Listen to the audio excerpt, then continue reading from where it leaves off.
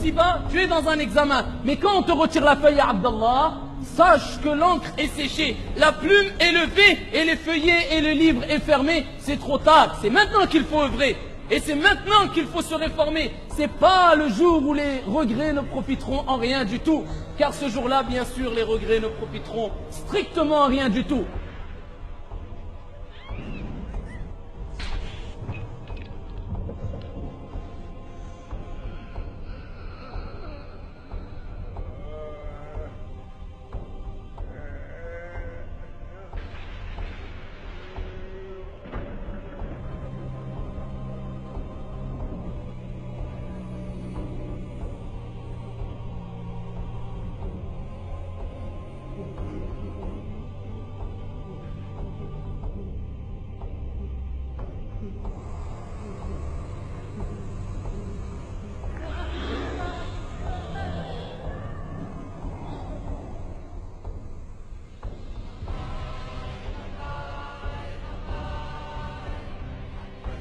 Vous comprenez maintenant ces paroles? Pourquoi le prophète alayhi afdalu salatu wa taslim a dit: si vous saviez ce que je sais, vous pleuriez beaucoup et vous ririez peu. Mais les gens au jour d'aujourd'hui, on rit beaucoup et on s'amuse beaucoup et on fait beaucoup de mal avec notre langue, avec nos mains, avec nos... Voilà qui pleure d'entre nous. Choisis serviteur d'Allah. Choisis servante d'Allah. Où sommes-nous par rapport à ces paroles, ahibati fillah? Est-ce qu'on se rappelle du feu de l'enfer? Ou est-ce que ça rentre par une oreille, ça sort par l'autre? Est-ce que quand il fait chaud, on dit Allahumma najjina minan nar, Allah préserve-nous du feu de l'enfer, alors que la chaleur doit nous renvoyer au rappel de l'au-delà et particulièrement de l'enfer? Regarde la situation de l'insan, alors que le feu d'ici-bas n'a rien à voir avec le feu de l'au-delà. Alors que si une personne simplement, on le met dans une pièce, ahibati fillah, une pièce fermée alors qu'il fait 50 degrés ou 40 degrés dehors, quel sera son état? Que dire si on rajoute de la chaleur dans cette pièce? Que dire si on lui fait rentrer des flammes de la vie d'ici-bas? Que dire du feu de l'enfer? Hadith wa la haraj, wa la hawla wa la quwwata illa billah. Ici, il y aura l'enfer, il y aura le feu. Et toute personne rendra des comptes sur sa propre personne, sur ce qu'il a avancé, ce qu'il a commis de bien et de mal. Et toute chose se paye, ici-bas et dans le delà. Et ton Seigneur n'oublie rien. Tu t'enflais d'orgueil et tu as oublié que tu allais être lavé, que tu allais être enterré et que ton cœur, ton corps allait dégager une odeur nauséabonde. As-tu oublié qu'il y a des gens qui vont avoir des habits de feu? La plume est levée et l'encre est séchée et le livre est fermé.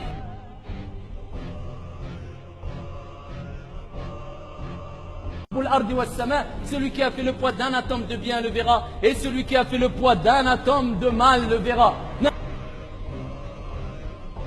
Ici tu ne peux commettre aucun péché, mais tu rends des comptes sur toutes tes actions, petites ou grandes, si minimes soient-elles.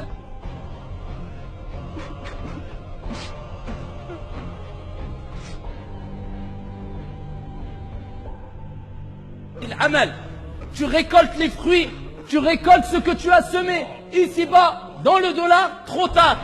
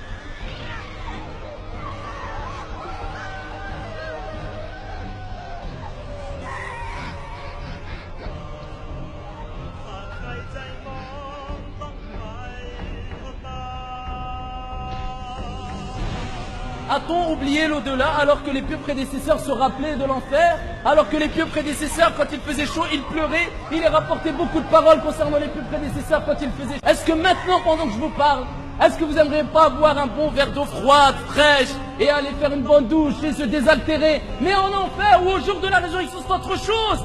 C'est un autre monde, ahibati fillah. Nous, par rapport à ces paroles, ahibati fillah, est-ce qu'on se rappelle du feu de l'enfer, ou est-ce que ça rentre par une oreille, ça sort par l'autre? Rapporté par l'imam al-Bukhari, le prophète alayhi afdalus salati wa askat taslima dit, ahibati fillah, quand quelqu'un est touché par une fièvre, fabruduha bil ma'.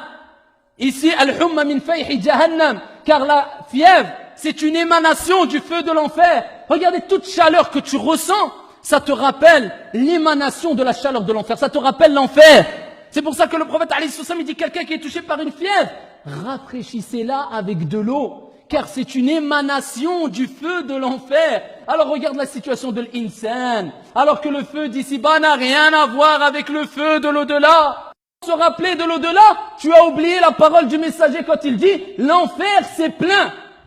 L'enfer c'est plein à son Seigneur. Imagine-toi ya Abdallah, et on va parler de l'enfer bi'idni rabbil ardi was sama. L'enfer c'est plein, et elle a dit, oh mon Seigneur, ya Rab, akali ba'di ba'da, mes bords se dévorent les uns des autres, mes parties se dévorent les uns des autres.